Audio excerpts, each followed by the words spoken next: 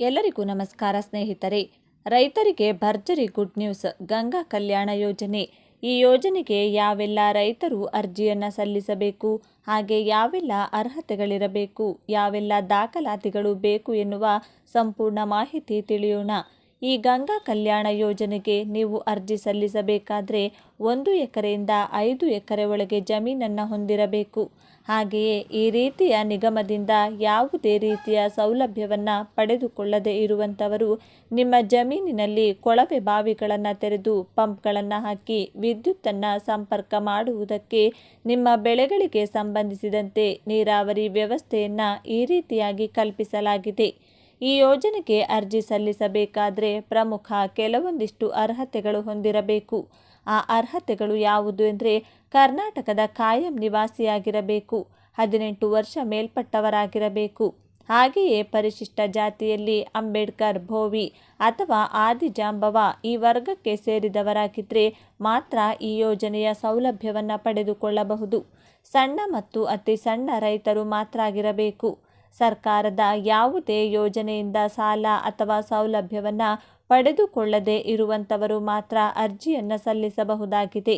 ಸರ್ಕಾರಿ ನೌಕರಿಯನ್ನು ಹೊಂದಿರಬಾರದು. ಫಲಾನುಭವಿಗಳು ವ್ಯವಸಾಯವನ್ನು ಮಾಡುತ್ತಿರಬೇಕು. ಈ ಯೋಜನೆಯ ಸೌಲಭ್ಯ ಪಡೆಯಬೇಕೆಂದರೆ ಅರ್ಜಿಯನ್ನು ಸಲ್ಲಿಸಬೇಕು.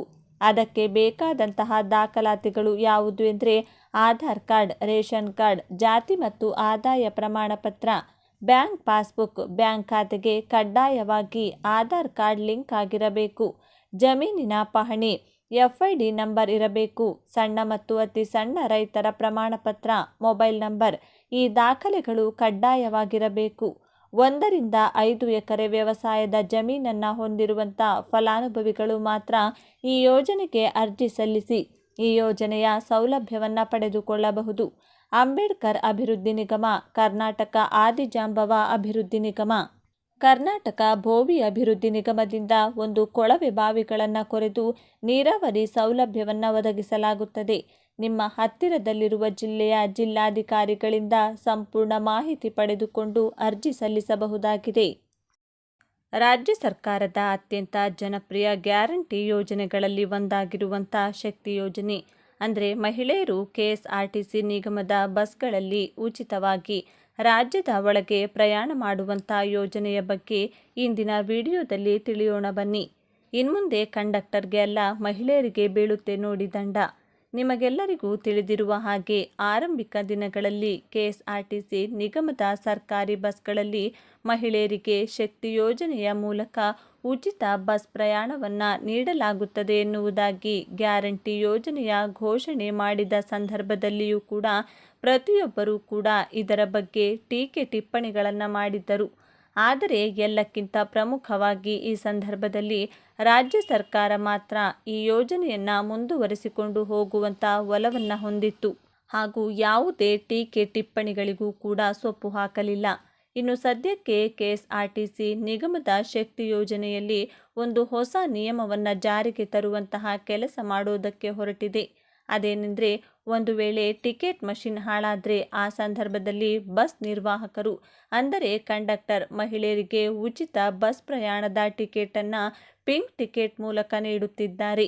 ಇನ್ನು ಈ ಪಿಂಕ್ ಟಿಕೆಟ್ನಲ್ಲಿ ಕಂಡಕ್ಟರ್ ಆ ಮಹಿಳೆಯರು ಎಲ್ಲಿಂದ ಎಲ್ಲಿಗೆ ಪ್ರಯಾಣಿಸುತ್ತಿದ್ದಾರೆ ಎನ್ನುವಂಥ ಸಂಪೂರ್ಣ ವಿವರಗಳನ್ನು ಬರೆದಿರುತ್ತಾರೆ. ಅಷ್ಟೊಂದು ಜನಜಂಗುಳು ಇರುವ ನಡುವೆ ಕೂಡ ಕಂಡಕ್ಟರ್ ಅದರಲ್ಲಿ ಸರಿಯಾದ ರೀತಿಯಲ್ಲಿ ಮಾಹಿತಿಗಳನ್ನು ಬರೆದಿರುತ್ತಾರೆ. ಆದರೆ ಒಂದು ವೇಳೆ ಅದನ್ನು ಮಹಿಳೆಯರು ಕಳೆದುಕೊಂಡರೆ ಅವರ ಮೇಲೆ 10 ರೂಪಾಯಿಗಳ ದಂಡ ವಿಧಿಸಬೇಕು ಎನ್ನುವುದಾಗಿ KSRTC ನಿಗಮ ನಿರ್ಧರಿಸಿದೆ ಎಂಬ ಮಾಹಿತಿ ಸಿಕ್ಕಿದೆ.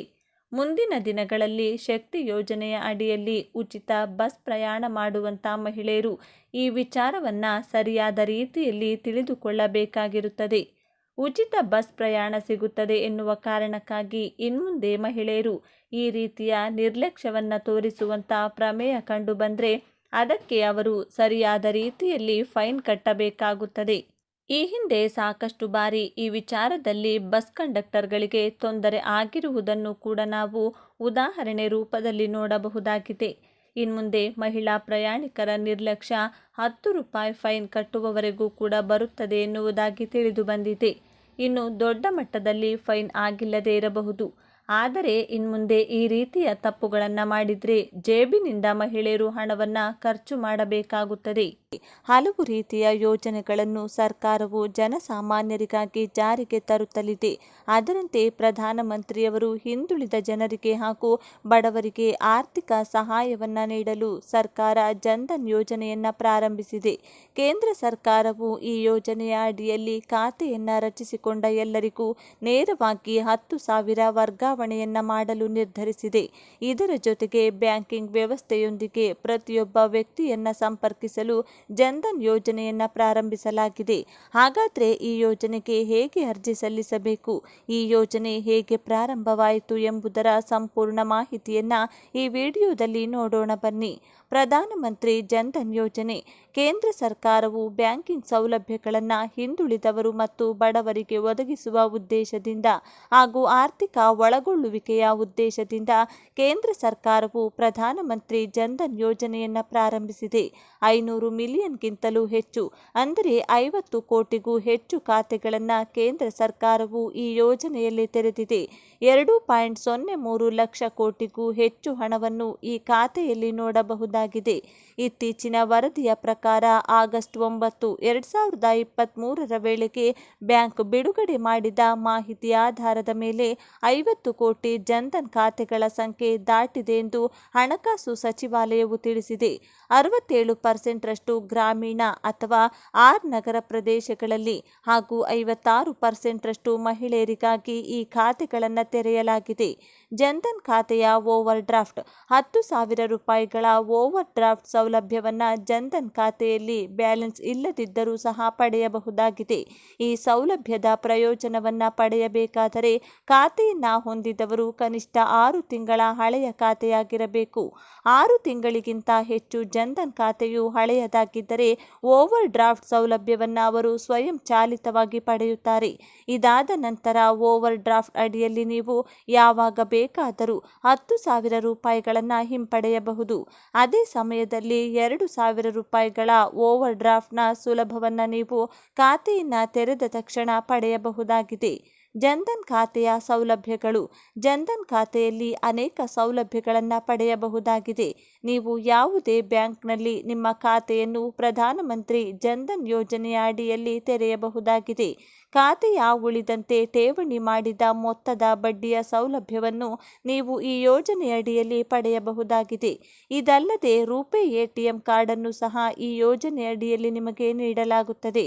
30,000ಗಳ ವಿಮೆಯನ್ನು ಹಾಗೂ 2 ಲಕ್ಷ ರೂಪಾಯಿಗಳ ಅಪಘಾತ ವಿಮೆಯನ್ನು ನಿಮಗೆ ಇದರಲ್ಲಿ ನೀಡಲಾಗುತ್ತದೆ. ಜನ್ಧನ್ ಖಾತೆ ತೆರೆಯಲು ಬೇಕಾದಂತಹ ಅರ್ಹತೆಗಳು.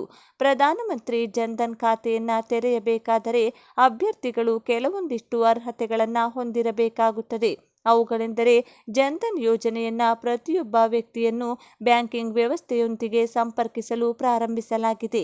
ಯಾವುದೇ ಬ್ಯಾಂಕ್ನಲ್ಲಿ ಜನ್ಧನ್ ಖಾತೆಯನ್ನು 10 ವರ್ಷಕ್ಕಿಂತ ಮೇಲ್ಪಟ್ಟ ಯಾವುದೇ ಭಾರತೀಯ ನಾಗರಿಕನು ತೆರೆಯಲು ಅವಕಾಶ ಕಲ್ಪಿಸಲಾಗಿದೆ. ನೀವು ಯಾವುದೇ ಬ್ಯಾಂಕ್ ಶಾಖೆ ಅಥವಾ ಬ್ಯಾಂಕ್ ಮಿತ್ರ ಔಟ್ಲೆಟ್ನಲ್ಲಿ ಈ ಖಾತೆಯನ್ನು ತೆರೆಯಲು ಕೇಂದ್ರ ಸರ್ಕಾರ ಅವಕಾಶ ಕಲ್ಪಿಸಿದೆ. ಖಾತೆಯನ್ನು ತೆರೆಯಬೇಕಾದರೆ ಮೊದಲು ಈ ಯೋಜನೆಯ ಫಾರ್ಮ್ ಅನ್ನು ಭರ್ತಿ ಮಾಡಬೇಕಾಗುತ್ತದೆ. ಈ ಯೋಜನೆಯ ಫಾರ್ಮ್ನಲ್ಲಿ ನಿಮ್ಮ ಹೆಸರು, ಮೊಬೈಲ್ ನಂಬರ್, ಬ್ಯಾಂಕ್ ಶಾಖೆಯ ಹೆಸರು, ವಿಳಾಸ ಹಾಗೂ ಇತರ ಎಲ್ಲ ಮಾಹಿತಿಯನ್ನು ನೀಡುವುದರ ಮೂಲಕ ಖಾತೆಯನ್ನು ತೆರೆಯಬಹುದಾಗಿದೆ. ಹೀಗೆ ಕೇಂದ್ರ ಸರ್ಕಾರವು ಭಾರತದಲ್ಲಿರುವ ಬಡವರು ಹಾಗೂ ಆರ್ಥಿಕವಾಗಿ ಹಿಂದುಳಿದಂತಿರುವ ವ್ಯಕ್ತಿಗಳಿಗೆ ಈ ಯೋಜನೆಯ ಅಡಿಯಲ್ಲಿ ಖಾತೆಯನ್ನು ತೆರೆಯುವುದರ ಮೂಲಕ ಅವರ ಬ್ಯಾಂಕ್ ಖಾತೆಗೆ 10,000 ಓವರ್ ಡ್ರಾಫ್ಟ್ ಹಣವನ್ನು ನೀಡಲು ನಿರ್ಧರಿಸಿದೆ. ಹೀಗೆ ಈ ಯೋಜನೆಯ ಬಗ್ಗೆ ನಿಮ್ಮೆಲ್ಲ ಸ್ನೇಹಿತರಿಗೂ ಶೇರ್ ಮಾಡಿ. ಅವರು ಸಹ ಈ ಯೋಜನೆಯ ಅಡಿಯಲ್ಲಿ ಖಾತೆಯನ್ನು ತೆರೆಯಲು ಅವಕಾಶ ಕಲ್ಪಿಸಿಕೊಡಿ. ಧನ್ಯವಾದಗಳು.